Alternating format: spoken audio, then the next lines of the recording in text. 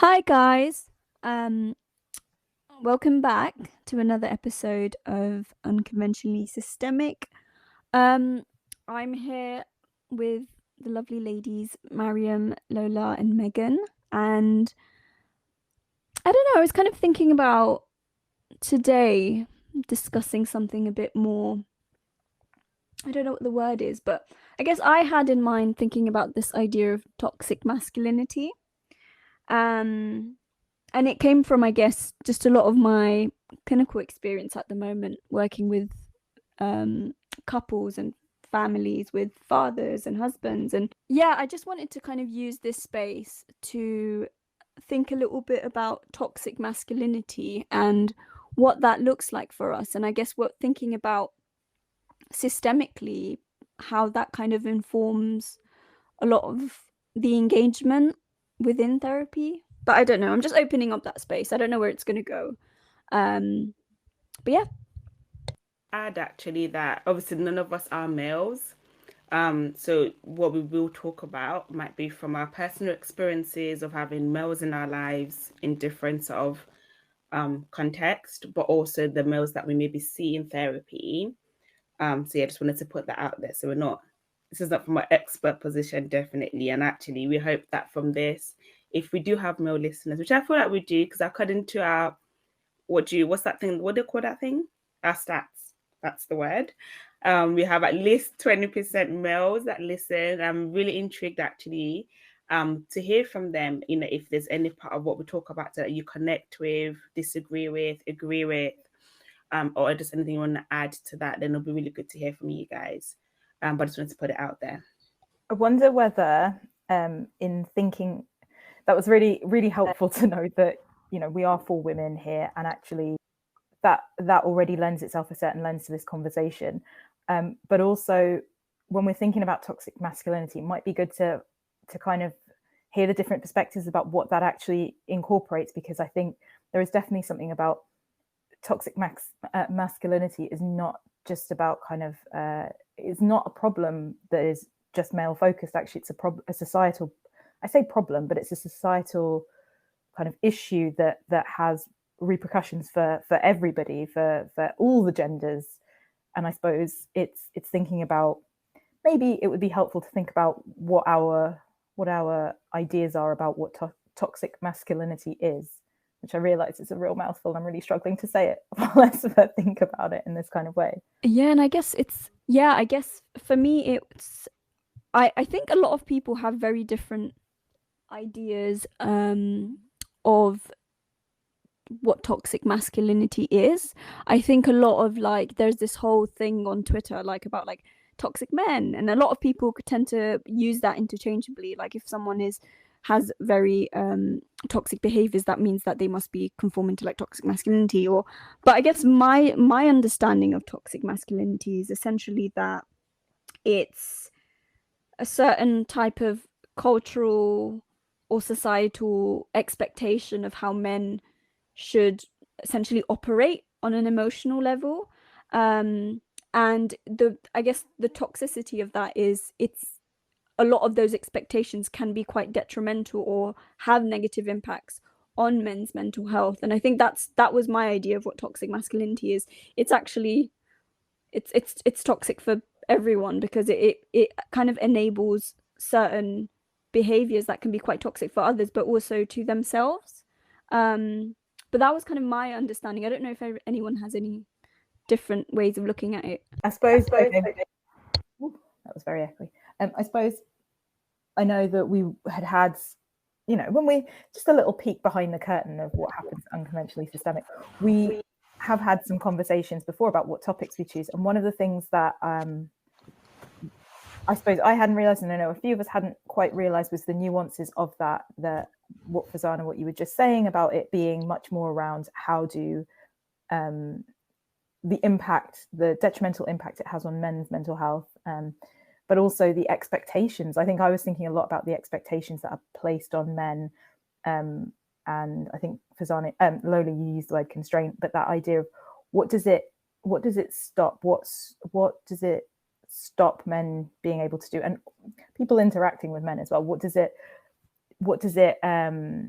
toxic masculinity, how does it frame our understanding of what is quote unquote normal for men, what is abnormal for men, and how does that feed into when we go and how does it feed into the expectations we have when we go and interact with men? And I think thinking in the clinical setting, actually, you know, Lola, you made a really, really good point in terms of, you know, we are for women speaking about this, but also actually when you're looking at the mental health professional landscape, there's a lot, you know, I couldn't tell you exactly what the gender split is in terms of therapists, but it, from my personal experience and professional experience, it's very, very heavily weighted towards women. So there's a lot of female therapists, and how does that then impact how men and maybe men and people who maybe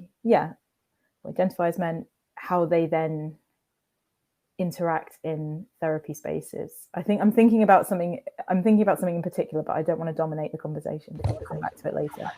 I was gonna say I was gonna say that I kind of, part of me feels a bit lost about this week, in that I've got so many ideas in my head, but I want us to give some examples, because I don't want us to be languaging things in a particular way that constrains kind of aspects of what we might be talking about. So I am really kind of eager to hear that example, Megan, that is bubbling in your mind.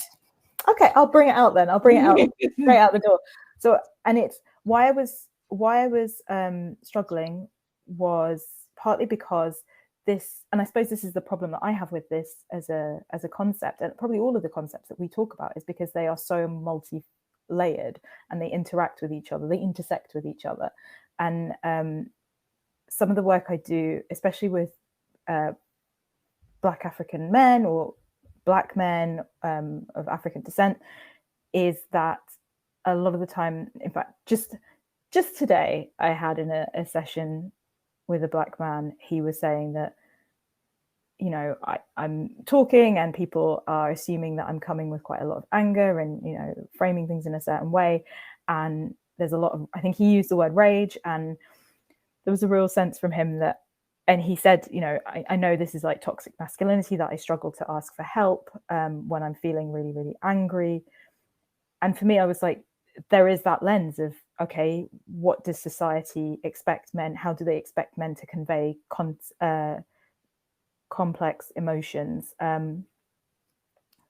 or a range of emotions other than anger? And I think, but I was also having to hold in mind that, okay, but there's also how society understands, how it understands men who are Black, and how men who are identified as Black, how they then perceived. Thinking about, okay, I'm also holding in mind the idea that Black men also are limited in the emotional range that society allows them to show. So anger tends to be a default position that society interprets their communications or expressions of emotions.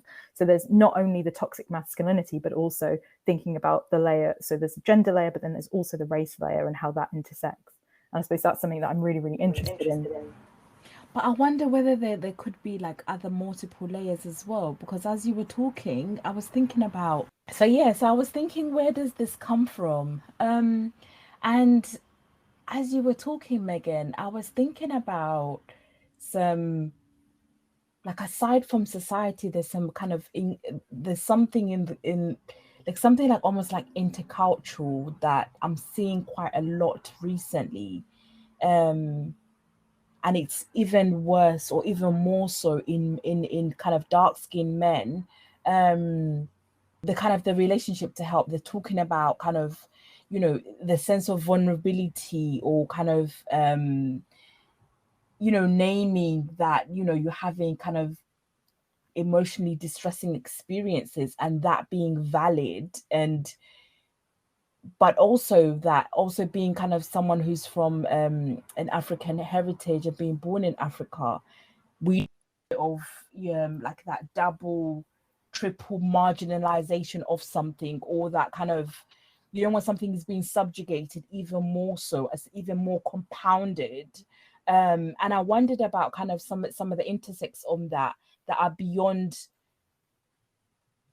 I don't want to say beyond society, but there's something in is there something in our heritage in terms of how we were raised, like growing up, or in terms of kind of what people like we saw around us, what they spoke about, what they didn't speak about, were people talking about emotions, or people talking about difficult emotions, positive emotions,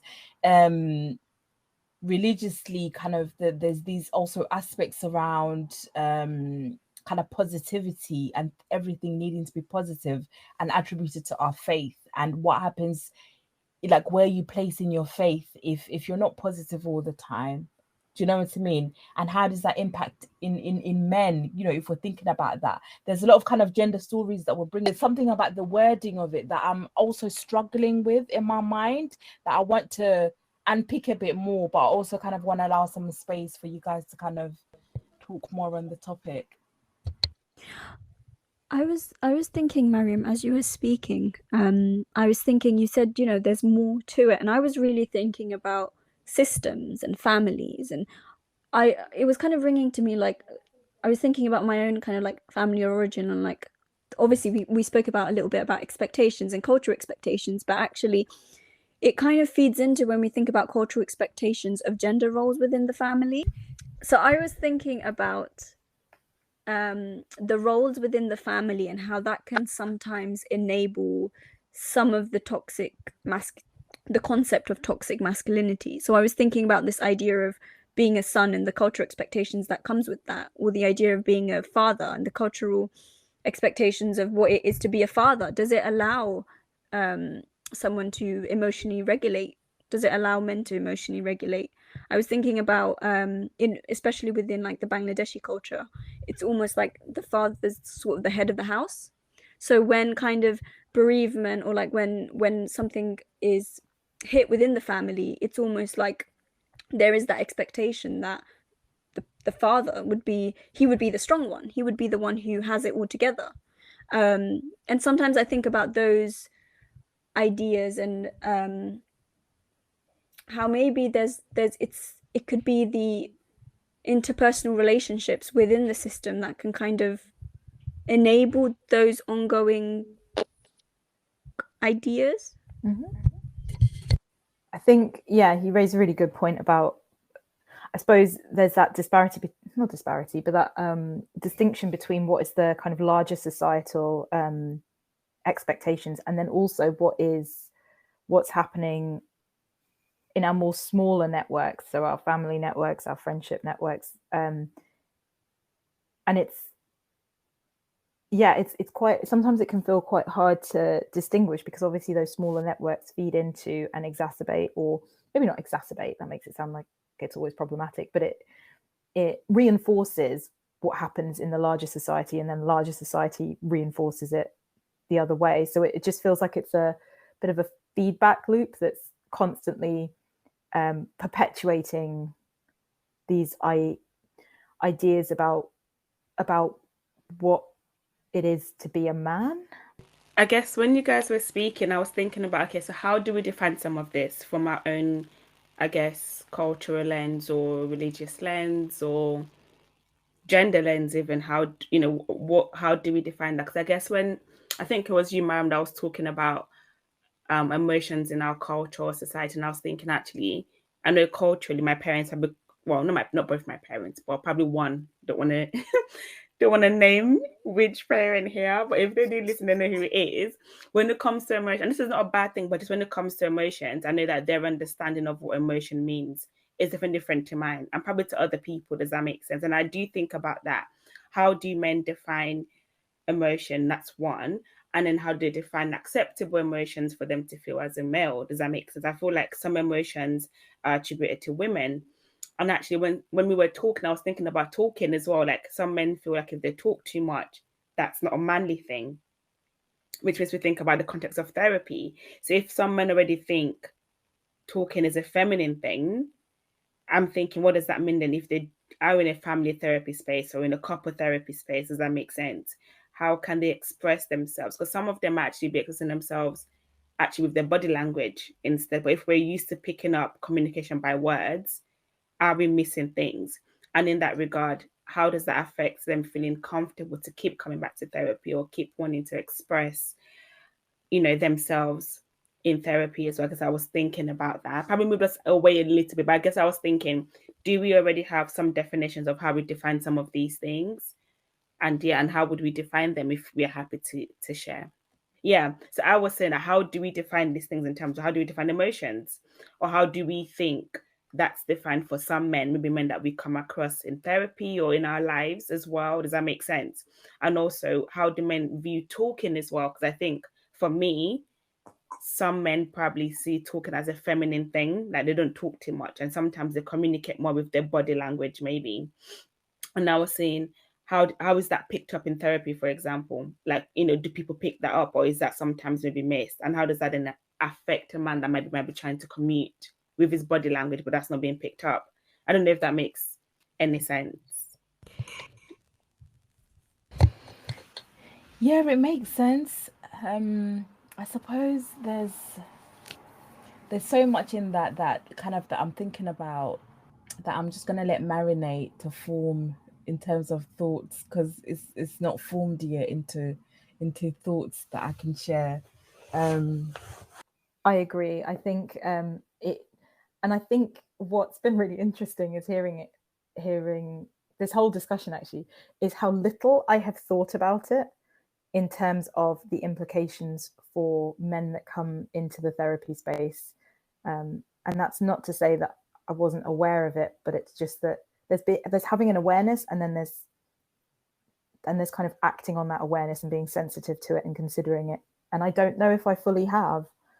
And I think that's the privilege, I say that word intentionally, the privilege of being a woman working in mental health, where actually the expectation is, as you said, Lola, that there's in the UK anyway, there's a bit more of a acceptance of women being, more emotionally intelligent, I think is what gets pushed around, whether that's true or not. And so being a woman existing in a space that is female dominated professions, it means that I have had the privilege of not necessarily having to consider that enough. And that is what I'm starting to notice more and more as we talk. Oh, sorry, Mariam, were you going to jump in? Go for it. Okay. I was just going to come back to a point, and I feel like I'm sticking on it. And it's partly because it is something that I'm really realizing the more and more I talk, is the kind of part that we as women, people play in perpetuating that toxic masculinity of the expectations we have. I keep saying the word expectations. I need to find some more words, guys. But those kind of set of boundaries or set of rules that we all kind of play by going, okay, well, boys don't talk as much, so we have to think about how we do this in a different way. And yeah, just I think as women, I was thinking a little bit about, I wonder what toxic femininity would be, but I don't know whether that's definitely throwing the cat amongst the pigeons there. But in terms of what that would look like, but I think that just feels like it's part of toxic masculinity and how we accept or define men. And there's one phrase actually when you talked about toxic masculinity that comes back, and I don't know why, but I have a very, very visceral physical emotion to it. It's when people say man up. And I know it's because I'm like, what does that really mean? And I know what that means, and I think a lot of people know what that means. The subtext is be more like this trope of what it is to be a man, and that is strong, not emotional and not vulnerable. Yeah. And who benefits from this? That's, I suppose, because I don't know if men benefit from it, and I don't think women benefit from it, but feels like somebody's benefiting from it.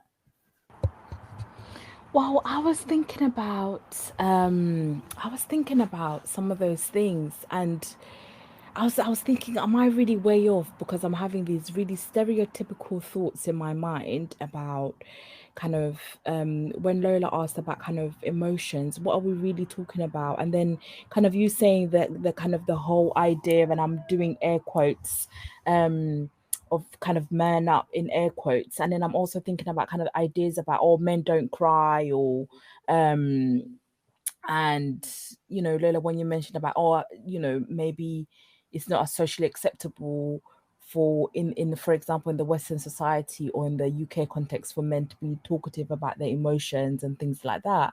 But then I was also thinking about kind of what type of emotions are acceptable, and I was seeing myself going in a place where, one of our previous episodes that we talked about love, and I was thinking about romantic love and relationships and expressing emotions in those kind of spaces, almost that being okay and that being acceptable and that being able to be tolerated. But when it comes to other places, kind of the expressing of other types of emotions might not be as okay. And I was thinking, is that stereotypical? Is that me? What's going on with that?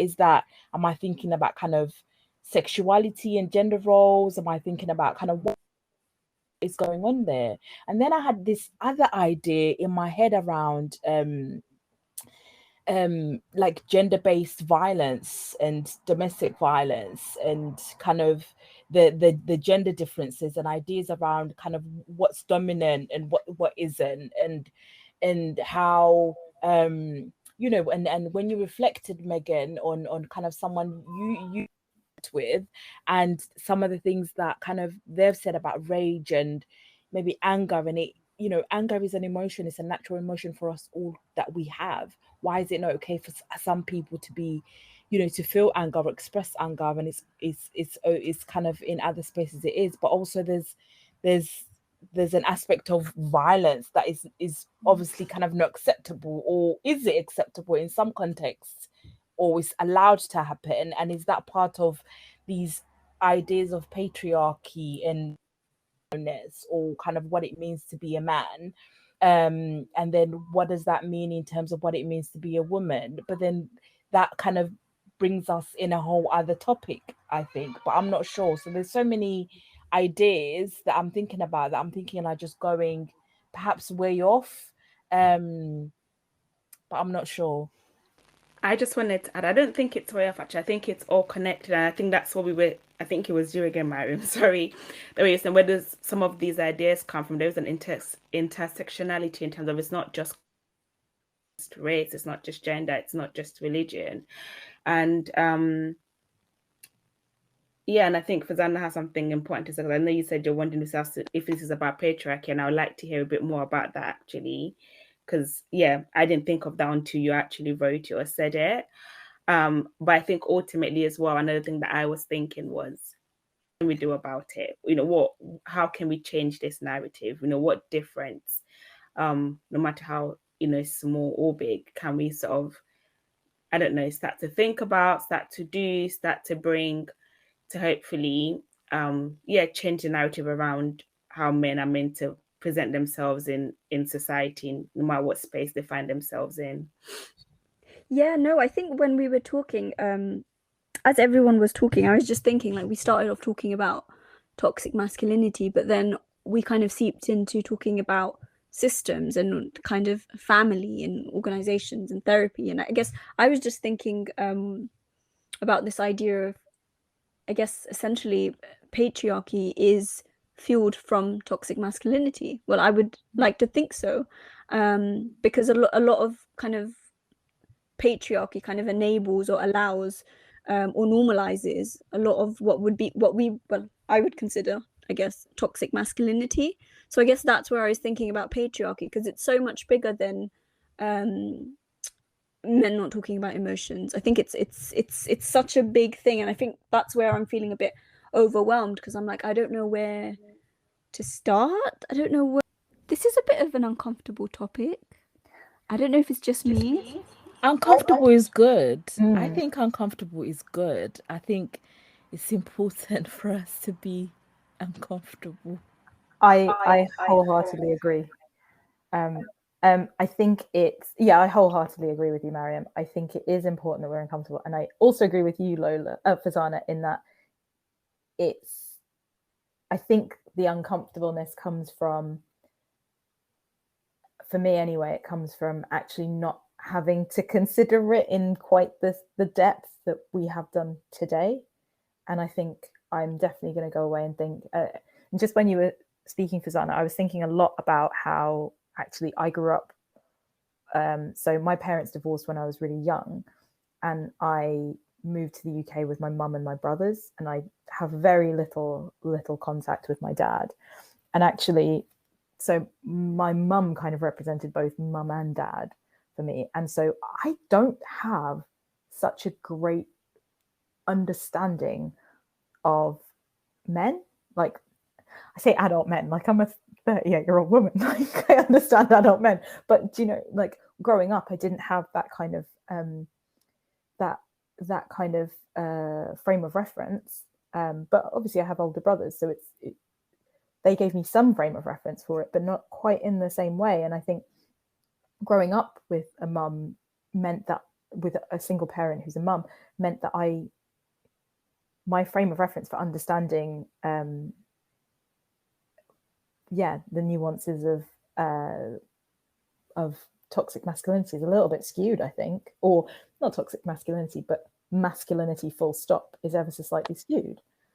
So I think I come to this with a level of, oh, this is interesting and slightly new to me. Not new because I work with men. I work a lot with men, actually, in terms of the clients that I see, but new in having to consider it in this kind of way and thinking about my own personal relationship with the patriarchy. I'm really wondering about kind of, when you spoke about the uncomfortableness, I was thinking about, there's a sense of, like, I wonder kind of, you know, the absence of having a male perspective on masculinity, but why does a male perspective have to come from a man? I don't know, like, isn't that so gendered, I think? But